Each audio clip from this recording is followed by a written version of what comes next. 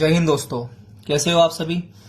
Percentage का second part लेकर मैं आया हूं। कल मैंने यहीं पर खत्म करा था और आपसे कहा था कि ये पांचों क्वेश्चन आप लोग करना, मुझे कमेंट में आंसर देना।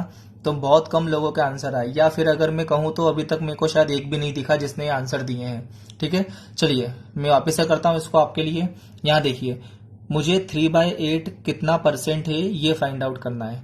तो इसके लिए मैंने आपको बताया था कि जब कभी भी जो बेस में होता है आपको उस पर कॉन्सेंट्रेट करना है। जो मैंने आपको बेसिक फ्रैक्शन बताए थे उसमें बताइए 1/8 कितना था, तो आप बताओगे 1/8 था 12.5%। 1/8 को हम क्या लिखते हैं, 12.5%। ये मैंने आपको कल बेसिक फ्रैक्शन में बताया था। ठीक है, हाँ कि ना। चलिए, तो अब देखिए ये 3 गुना है, तो मतलब मेरे को 3 से मल्टीप्लाई करना है। तो यहाँ पर 12 तिया 36, और जब मैं इसको करूंगा तो यहाँ पर 3/2 को मैं लिखूंगा 1 सही, मतलब 3/2 1.5 हो जाएगा। अब 36 प्लस 1 कितना हुआ, 37। ये आपका आंसर आ गया 37.5%। कितना इजी है, फिर से समझा रहा हूं मैं आपको, बहुत ध्यान समझिएगा, क्योंकि यही चीजें आगे जाके एडवांस लेवल में आपको समझ में नहीं आएगी अगर आप इस चीज को अच्छे से अभी नहीं करोगे तो। चलिए फिर से देखते हैं। आपको जब कभी भी फ्रैक्शन में दे और परसेंटेज पूछे तो आपको हमेशा बेस को देखना है। बेस में 8 लिखा है तो हमें पता है 1/8 कितना होता है, 12.5%। कल मैंने आपको पूरा चार्ट बनवाया था, वो चार्ट अगर आप देखोगे नहीं, रोज अपने सामने लेकर बैठो। ठीक है, रटना नहीं है, केवल आपको अपने सामने लेकर बैठना है और उसे केवल और केवल एक बार देखना है, निहारना है। ठीक है, तो देखिए 1/8 कितना परसेंट है, 12.5% है। अब यहाँ पर 3 है तो मैं 3 का मल्टीप्लाई इसमें भी करूंगा और 3 का मल्टीप्लाई में इसमें भी करूंगा। तो 12 तिया 36, और जब 3 का इसमें करा तो 3/2, 3/2 को जब मैं सॉल्व करता हूं तो वो आधा हो जाएगा। आप सभी को पता है अच्छे से, तो ये मैंने मतलब 1.5 कर दिया, सॉरी 1.5 हो जाएगा तो 1.5 कर दिया है। अब जो भी ये रहता है इसको मैं इसमें हमेशा प्लस करता हूं, तो 36 प्लस 1 कितना हुआ, 37। 1/2 आपका आंसर। ठीक है, एक और क्वेश्चन अपन ले लेते हैं। मान लो मुझे लिखना है 5/8 कितना होगा, तो मुझे पता है नीचे 8 लिखा हुआ है, तो 1/8 कितना होता है, 12.5%। तो अब हमने लिख दिया 12.5%। अब मैं इस 5 का मल्टीप्लाई इसमें करूंगा और 5 का मल्टीप्लाई इसमें करूंगा, तो मुझे पता है 12 पंजे कितना होता है, 60, प्लस अब इसको 5/2 आ गया है, तो मुझे पता है 5/2 होता है 2.5। 5 का आधा कितना होता है, 2.5 होता है। अब मैं इसको प्लस कर दूंगा तो आपका आंसर जाएगा 62 और आधा, मतलब 62.5% होता है क्या, 5/8। ठीक है, धीरे धीरे समझ में आ रहा होगा। चलिए दूसरा करते हैं। अब यहां पर देखिए नीचे क्या लिखा है, 6 लिखा है, तो मुझे पता है 1/6 को हम क्या लिख सकते हैं, तो आप लोग बोलोगे 16 सही 2/3%।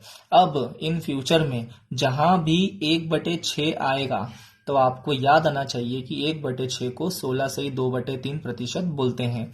ठीक है, अब इसके बाद आपको एग्जैक्टली 1/6 नहीं चाहिए, आपको तो 5/6 चाहिए। तो 5 का मल्टीप्लाई इसमें भी करना है और 5 का मल्टीप्लाई इसमें भी करना है, हाँ कि ना।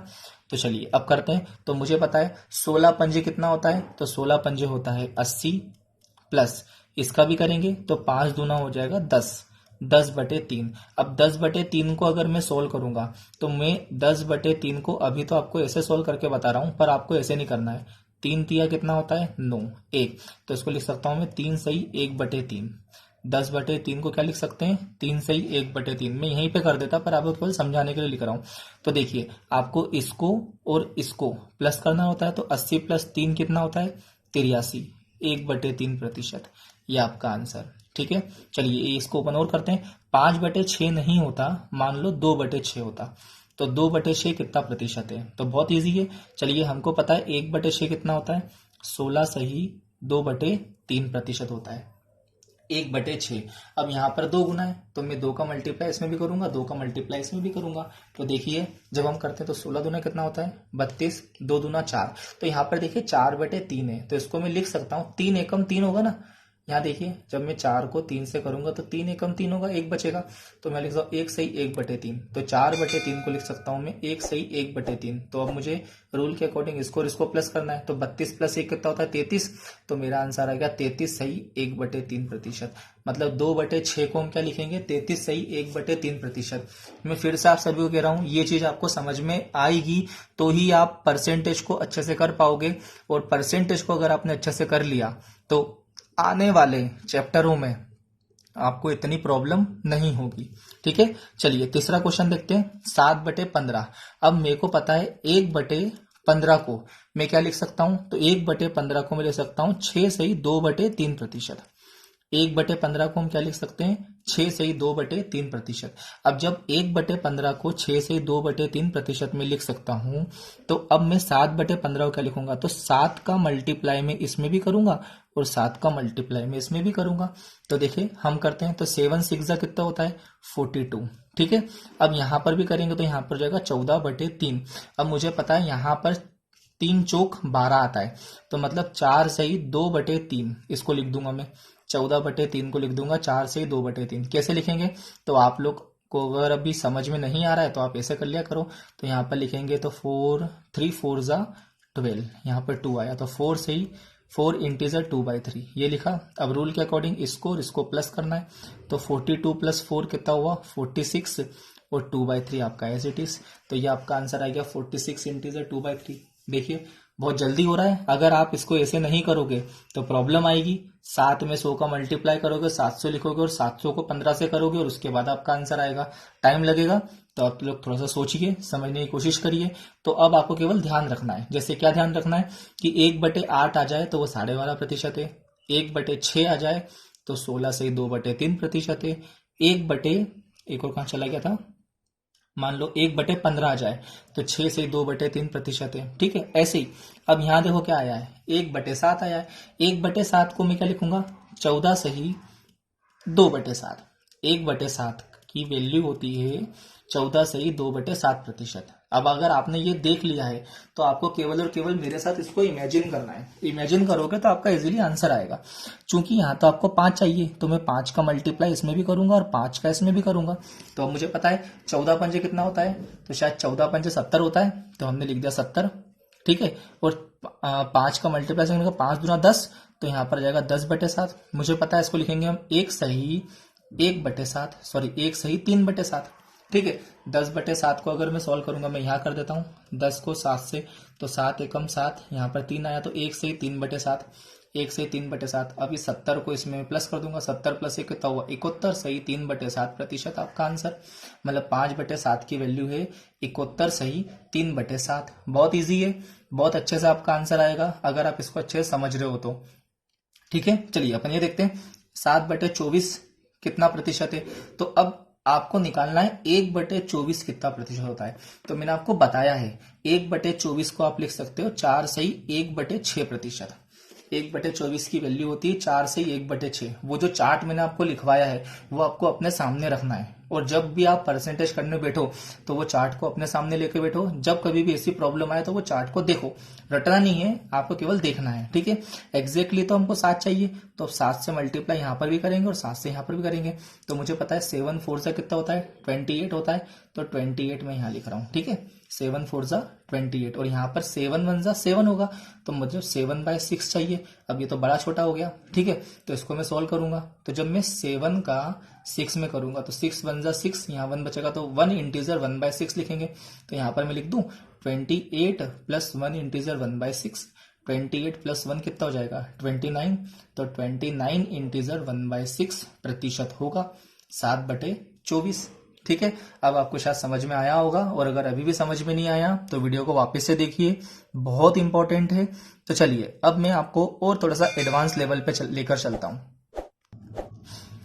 चलिए दोस्तों, अब देखिए जिस क्वेश्चन पे मैंने ब्लॉग बना के रखा है, ये क्वेश्चन को आप लोग ट्राई करिए एक बार कि 366/2/3% कितने फ्रैक्शन होता है।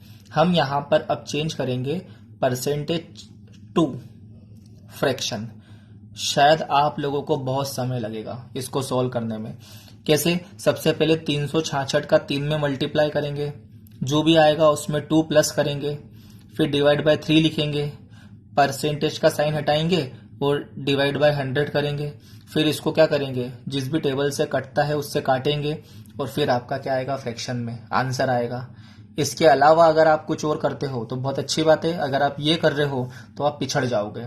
ठीक है, तो चलिए इसको कैसे करते हैं जल्दी, विदाउट पेन विदाउट पेपर, थोड़ा सा समझने की कोशिश करना। ठीक है, अच्छा देखो यहाँ पर सभी लोग, अगर मैं आपसे कहूं 100% कितना होता है।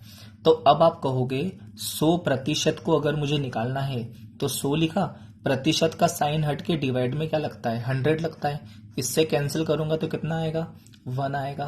तो आप अब बोलोगे 100% बराबर 1। मैं बोलूँ आपसे 200% बताओ कितना होगा, तो आप बोलोगे 2 होगा।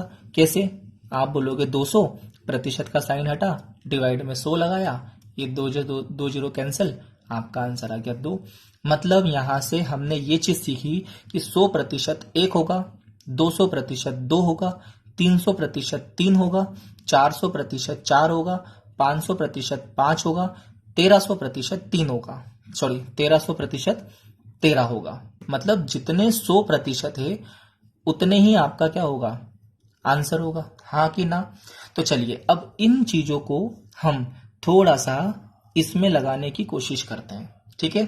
बहुत ध्यान से समझना जो मैं समझाना चाह रहा हूं आप लोगों को। यहां देखो 366 सही 2/3% है, तो क्या मैं इसको ऐसे लिख सकता हूं क्या, 300% प्लस 66 सही 2/3%। तो आप लोग बोलोगे हाँ बिल्कुल लिख सकते हैं। फिर समझिए 366 सही 2/3% को क्या मैं ऐसे लिख सकता हूं क्या कि 366 में से मैं 300 ले लिया तो ये हो गया 300%। अब बचा क्या 66 सही 2/3%, तो बिल्कुल हम लिख सकते हैं, ठीक है। अभी हमने देखा कि 100% 1 है, 200% 2 है, तो बताओ 300% कितना होगा 3 होगा, तो हमने 3 लिख दिया। फिर बीच में प्लस का साइन है, प्लस का साइन लिया है। अब हमको ये देखना है कि 66 सही 2/3% कितना फ्रैक्शन होता है। तो बहुत इजी निकालना, बेसिक चार्ट अगर आपको पता है तो आप इजीली निकालोगे। कैसे, यहां समझो 33 सही 1/3% कितना होता है, तो आप बोलोगे 1/3 होता है, हाँ कि ना। देखिए 33 सही 1/3% कितना होता है 1/3 होता है। बेसिक चार्ट में ये चीज मैंने आपको बताई है। तो अब मुझे एक बात बताइए, अगर मैं यहां पर 2 लिख देता हूं तो देखिए यहां पर भी 2 का मल्टीप्लाई करेंगे और यहां पर भी 2 का करेंगे, तो जैसे 2 का मल्टीप्लाई यहां करूंगा तो हो जाएगा 66, जैसे 2 का मल्टीप्लाई मैं यहां करूंगा तो हो जाएगा 2। इसका मतलब यदि 33 सही 1/3% की वैल्यू 1/3 है तो 66 सही 2/3% की वैल्यू 2/3 हो जाएगी। तो 2/3 मैंने यहां लिख दिया। एक बार और देखते हैं, 366 सही 2/3% को अगर मुझे फ्रैक्शन में चेंज करना है तो इसको क्या मैं ऐसे लिख सकता हूं 300 प्लस 66 सही 2/3%। तो 300% को तो हमने 3 लिखा। अब 66 सही 2/3% कितना होता है, तो आप लोग बोलोगे कि 33 सही 1/3% तो 1/3 होता है। बेसिक चार्ट से हमको पता है। अब चूंकि अगर मैं इसका डबल कर रहा हूं तो यहाँ पर 66 हो रहा है और यहाँ पर 2 आ रहा है, इसका मतलब अगर यहाँ डबल पे आ रहा है तो यहाँ पे भी डबल होगा, तो 2/3 हो जाएगा। अब इसको सॉल्व कर दो, तो 3 तिया 9, 9 प्लस 2 कितना हुआ 11, 11/3। मतलब 366 सही 2/3% कितना होता है 11/3 होता है। बहुत इजीली आपका आंसर आएगा, बहुत इजीली, आपको टेंशन लेने की जरूरत ही नहीं है अगर आपको बेसिक फ्रैक्शन पता है तो। चलिए एक और क्वेश्चन करते हैं, ये वाला 616 सही 2/3% कितना फ्रैक्शन। तो देखो क्या इसको लिख सकता हूं मैं 600% प्लस 16 सही 2/3%। अब 600% है तो 6 आ जाएगा, प्लस मैंने आपको बताया ना 100% 1, 200% 2, तो 600% कितना हो जाएगा 6 हो जाएगा, प्लस 16 सही 2/3। अभी थोड़ी देर पहले हमने देखा था कि 16 सही 2/3 को हम लिख सकते हैं 1/6, हाँ कि ना। बेसिक फ्रैक्शन है ये वाला, अगर आपको पता हो तो देखो लिखते हैं। अब 6 6 36 प्लस 1 37, तो 37/6। मतलब 16 सही 2/3% की वैल्यू हो जाएगी 37/6। जैसा बता रहा हूं वैसा सीखोगे तो बहुत जल्दी आप कर पाओगे। और ये क्वेश्चन एग्जाम में आते हैं, अगर आप लोगों ने कोई सी एग्जाम दी है तो आपको डेफिनेटली ऐसे क्वेश्चन मिले होंगे कि जब वो परसेंटेज से फ्रैक्शन में चेंज करने को बोलता है, फ्रैक्शन से परसेंटेज में चेंज करने को बोलता है, यदि उसको आपका समय व्यर्थ करना है कैलकुलेशन बहुत बहुत तगड़ी देता है, ठीक है। तो देखिए बहुत इजीली आपका हो गया। चलिए एक और करते हैं, ये वाला 406 सही 1/4% कितना फ्रैक्शन होता है, तो इसको लिख सकता हूं मैं 400% प्लस 6 सही 1/4%। तो एक बात बताओ 400% को लिख दूं मैं 4 प्लस 6 सही 1/4, तो मुझे पता है 6 सही 1/4% होता है 1/16। बेसिक फ्रैक्शन से आपको मालूम होना चाहिए। अब मुझे पता है 16 चौक कितना होता है, तो 16 चौक 64, 64 प्लस 1 65, तो 65/16 ये आपका आंसर। 406 सही 1/4% आपका आंसर आएगा 65/16। देखिए बहुत जल्दी आपका आंसर आया है। तो बेसिक फ्रैक्शन आप लोग डेली रिकॉल करिए, समझिए, क्योंकि परसेंटेज चैप्टर बहुत बड़ा है। मुझे कम से कम मान के चलिए 10 से 15 लेक्चर लेना पड़ेगा, तब जाके आपका परसेंटेज बहुत अच्छे से कवर होगा। और मैं लेने को तैयार हूँ, बस आप लोग करने को तैयार हो क्या? अगर हाँ तो डेफिनेटली 2 लेक्चर हो गए। इनको अगर आपको जरूरत पड़े 10 बार देखने की तो 10 बार देखिए, बट ये जो मैं आपको बता रहा हूँ ये कंप्लीट होना चाहिए। चलिए दोस्तों, 1 2 3 4 5 क्वेश्चन है। ये पांचों क्वेश्चन आप वीडियो पॉज करोगे और करके देखोगे, उसके बाद मुझे कमेंट करोगे और उसके बाद वीडियो को आगे देखोगे, ठीक है? अगर नहीं आ रहा है तो वीडियो देखना, नहीं तो जरूरत नहीं वीडियो देखने की आपको। सब लोग बोलते हैं वीडियो देखो देखो देखो, मैं बोलूंगा जरूरत नहीं, अगर आपको आता है तो जरूरत नहीं देखने की, ठीक है? चलो यहां देखते हैं। 100 प्लस 6 सही 2/3%, हाँ कि ना? 100% है तो 1 लिखा, प्लस 6 सही 2/3%। बेसिक फ्रैक्शन का चार्ट देखिए, 6 सही 2/3% का लिख सकते हैं 1/15, तो 1/15 मैंने लिख दिया। 15 प्लस 1 16, 16/15 आपका आंसर। कितना जल्दी आया है। चलो ये देखते हैं। 316 सही 2/3% है, तो देखो उसको क्या लिखेंगे हम, 300% प्लस 16 सही 2/3%। देखो 300 में अगर 16 से 2/3 को प्लस कर दूंगा तो 316 से 2/3 हो जाएगा। अब 300% है तो 3 लिखा, प्लस 16 सही 2/3, 16 सही 2/3% को क्या लिख सकते हैं, 1/6, 6 तिया 18, 18 प्लस 1 19, 19/6 आपका आंसर। कितना जल्दी आंसर आया है। यहां पर आपको केवल मल्टीप्लाई करना और प्लस करना है, ठीक है? ज्यादा कुछ आपको सोचना वोचना नहीं है। यहां देखो 457 1/7 क्या होगा, तो इसको मैं लिख सकता हूं 400% प्लस 57 सही 1/7%। यहां देखो 57 सही 1/7%, तो ये तो हो गया 4%। भाई 400% का 4 हो गया। अब यहां देखो ये हमारा बेसिक फ्रैक्शन नहीं दिख रहा है, 57 सही 1/7, क्योंकि इतना बड़ा हमारा बेसिक फ्रैक्शन नहीं आता है। बेसिक फ्रैक्शन 1 से लेकर 9 के बीच में खत्म हो जाते हैं, ठीक है? कभी कभी आपको 2-3 में दिखेगा कि कभी किसी में 16 से ही 2/3 है, 14 से ही 2/7 है, 12 से ही 1/2 है, 11 से ही 1/9, जो मैंने आपको 4 बताए थे कि इन चारों पे वर्क करना है। इसके अलावा सारे के सारे आपको 9 से कम ही है। तो देखिए 57 से ही 1/7। अब आपको ये देखना है कि यार ये किस में पॉसिबल हो सकता है। तो यहां देखिए इस जगह पर क्या दिखा, 7 दिखा। तो अब आप खुद बताइए कि जब 1/7 आता है, ठीक है, यहां पर 7 दिखा, तो 7 मतलब यहां प्रतिशत है। तो आप देखो मेरे को ये पता है कि 7 इंटीजर 1/7 को लिख सकता हूं मैं 1/14, हाँ कि ना? 1/14 की वैल्यू कितनी होती है, 7 से ही 1/7%। यहाँ 7 से हमको मालूम पड़ जाएगा, ठीक है? अब देखिए यहाँ पर 1/14 की वैल्यू है 7 से ही 1/7%। तो अब देखिए 2 सेकंड के लिए यहाँ पर कितना दिख रहा है, 57। और मुझे पता है यहाँ पर अगर मैंने 8 लिखा है तो 8 का मल्टीप्लाई यहाँ भी करना पड़ेगा, 8 का मल्टीप्लाई यहाँ भी करना पड़ेगा, तो 8 साथ ही कितना होगा, 56, और यहाँ पर हो जाएगा 8/7। अब जब 8/7 है इसको मैं कैलकुलेट करूंगा तो 7 एकम 7 और 1 हो जाएगा, तो 1 से ही 1/7 लिख सकते हैं 8/7 को। तो 56 प्लस 1 से ही 1/7, 56 प्लस 1 कितना होगा, 57 से ही 1/7।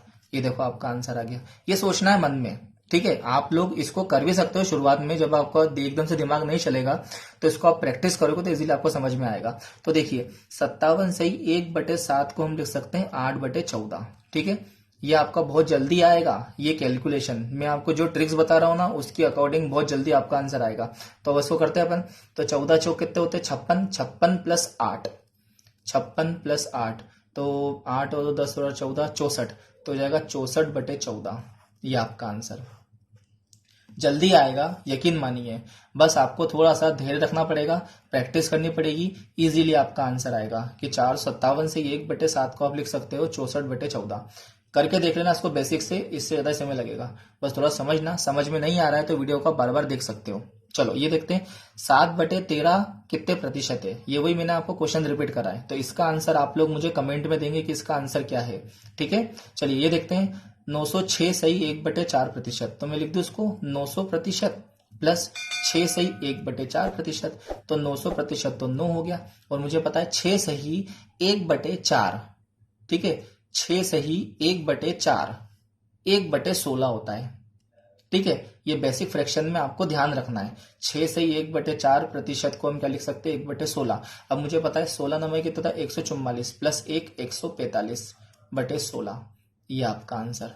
बहुत जल्दी आपका आंसर आएगा। थोड़ा सा कोशिश करिए समझने की।